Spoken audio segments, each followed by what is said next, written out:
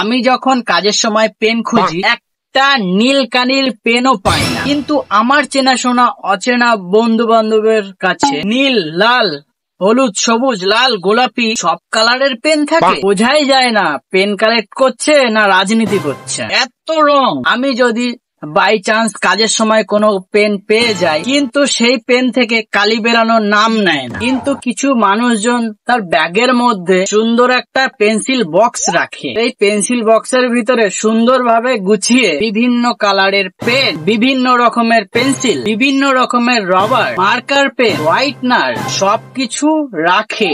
আমাকেও অনেক বক্স কিনে দিয়েছিল ছোটবেলা থেকে বাড়ির লোক, একটা বক্সেরও অস্তিত্ব খুঁজে পাই না।